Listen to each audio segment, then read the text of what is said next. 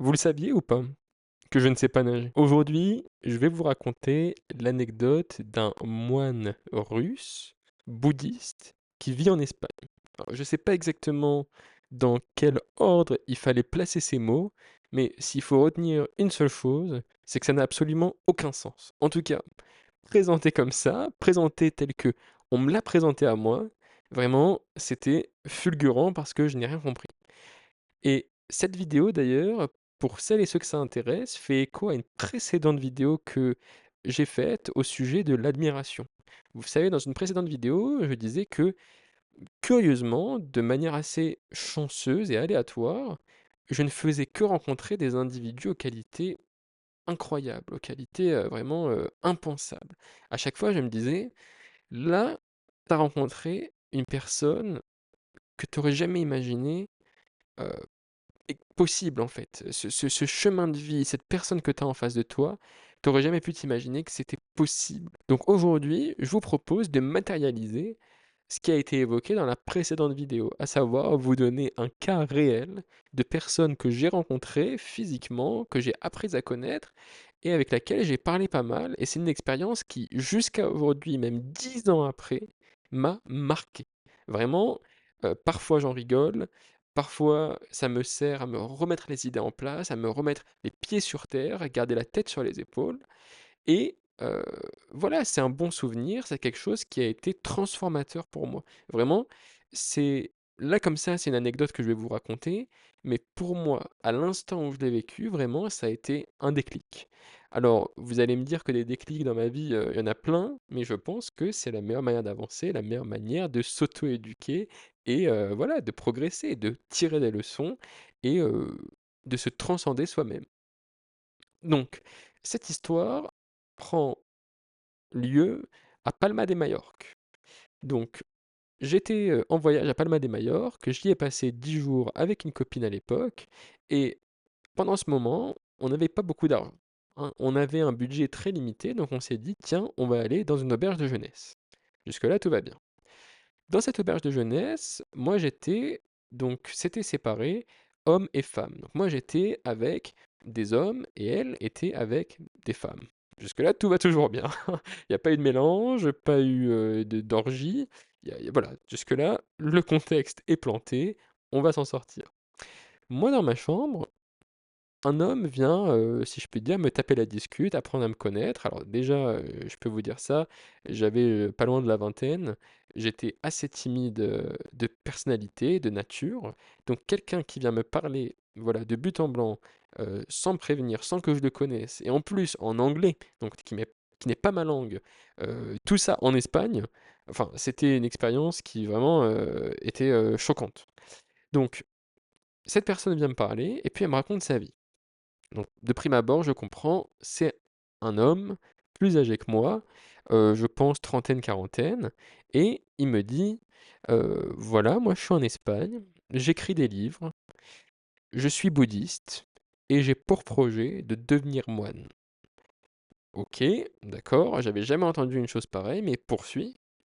Donc cet individu me dit, à la base, je suis russe, j'ai fait des études d'ingénierie mécanique, et j'ai décidé de foutre tout ça en l'air, de changer de voie complètement et de me rapprocher de quelque chose de plus paisible, de me rapprocher d'une religion, d'un système de vie qui était plus calme, moins tourné peut-être vers l'argent, le commerce, l'intellect, la création, la science, etc. Bah, c'était quelqu'un qui voulait avoir une vie peut-être plus pieuse, si on peut dire ça comme ça, et qui voulait avoir un parcours qui n'était pas tracé par sa famille ou la société. Il voulait quelque chose, voilà, pour lui, suivre le bouddhisme. Et d'ailleurs, jusqu'à maintenant, je ne sais pas ce qu'il foutait en Espagne, mais c'était son choix. Donc, l'anecdote pourrait s'arrêter ici. Vraiment, il n'y a pas plus à en dire. C'était un échange qui a duré, 15 minutes comme ça. Ensuite, évidemment, on a reparlé avec cet homme, on a passé des soirées ensemble dans l'auberge de jeunesse avec ma copine de l'époque et lui et d'autres personnes de l'auberge. Mais le cœur de l'anecdote tient vraiment dans cet échange d'une quinzaine de minutes. Pourquoi est-ce que cette anecdote a été aussi transformative pour moi? C'est parce que je ne m'y attendais pas. C'est parce que dans tout mon système cognitif, dans tout ce que j'avais vu autour de moi jusqu'à présent, dans ces 20 premières années de ma vie, tout ce que cet homme m'avait dit n'existait pas. Ça n'avait aucun sens. Ça n'aurait jamais dû exister. Ce n'était même pas pensable. C'est-à-dire que c'était à un stade de ma réflexion où je ne savais même pas ce que je ne savais pas. Moi, pour vous donner une idée, bah, j'ai été dans une famille jusque-là normale, si je puis dire. Tout le monde fait des études, tout le monde va trouver un métier, va travailler. Il n'y a pas trop d'aléas, il n'y a pas de drogue, pas de crime. Je dirais qu'on est la bonne petite famille tranquille, quoi. On va à l'université, on essaie d'avoir un diplôme, on essaie d'avoir un travail, de suivre un peu. Bah voilà, je pense que c'est un modèle de société qui est commun. Ou en tout cas, je le pensais que c'était un modèle de société commun pour tous. Et là, je rencontre un homme qui est plus âgé que moi, mais non seulement ça, il a le même âge que l'une des personnes de ma famille, mon frère en l'occurrence. Et donc, je me dis, mon frère, actuellement, il travaille. Mon frère, il a fait des études. Mon frère, il est comme ci. Mon frère, il est comme ça. Et là, cette personne que j'ai en face de moi, elle a fait tout ce que mon frère n'aurait jamais fait. Il a arrêté ses études. Il a décidé de ne pas poursuivre dans sa carrière professionnelle. Il a décidé de se rapprocher d'une religion qui n'est pas la sienne initialement, à savoir le bouddhisme, et il vient maintenant vivre en Espagne alors qu'il vient de la Russie qui n'a rien à voir, ni en termes, je pense, de culture, ni de langue, ni de climat, enfin, ça n'a aucun sens. En tout cas, moi, je ne comprenais pas les motivations de cette personne.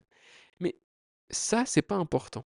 Parce que comprendre, pas comprendre, je pense pas que ça va m'avancer à grand-chose.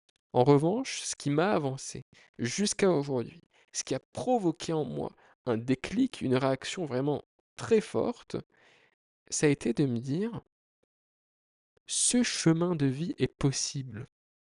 Ce que cet homme a fait est possible. Ça existe. C'est une possibilité. C'est une option. C'est une alternative. Je suis désolé, je me répète, mais c'était très fort.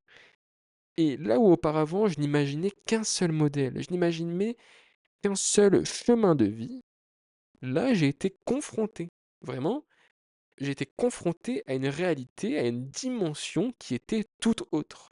C'est comme si on vous dit toute votre vie, la seule manière de boire de l'eau, c'est avec une paille. Et là, vous voyagez, vous prenez un avion 2 heures, et vous trouvez quelqu'un qui ne boit de l'eau que à partir d'un seau. Alors là, quand même, c'est bluffant. Et puis vous prenez un autre avion, et vous trouvez quelqu'un qui ne boit de l'eau que en tenant un gobelet entre ses deux pieds. Là, vous allez vous dire, ça doit être très marrant à regarder, mais en réalité, c'est une autre dimension, une autre façon d'approcher la vie qui ne vous avait jamais traversé l'esprit. Et donc, des anecdotes comme ça, je pourrais vraiment vous en raconter des tonnes. Donc dites-moi dans les commentaires d'ailleurs si ça vous intéresse. Mais je tenais à vous la partager parce que c'est quelque chose qui est arrivé très très très tôt dans ma vie, donc dans ma vingtaine.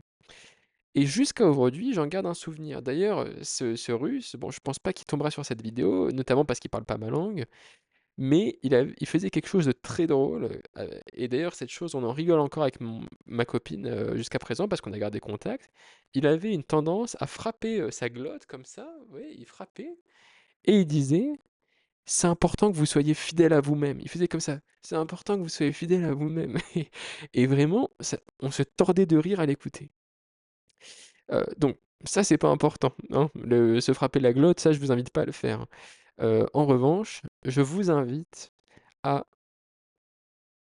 garder en vous l'espoir ou garder en vous une forme d'acceptation pour les réalités, les dimensions qui sont parallèles et différentes à la vôtre. Donc, si vous avez en tête qu'il n'y a qu'une seule façon de parvenir à vos fins, d'atteindre un succès ou de réussir ou d'achever, d'accomplir une épreuve, gardez en tête que il n'y a pas qu'un seul chemin.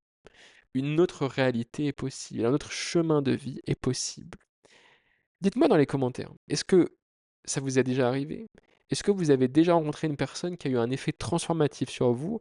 Ou est-ce que vous avez déjà rencontré une personne qui était tellement à l'opposé ou tellement loin dans une autre réalité que ça vous a poussé à vous remettre en question, que ça vous a poussé à vous dire, ah, c'est vrai que je peux faire les choses différemment. C'est vrai que je peux vivre ma vie d'une autre manière. La parole est à vous.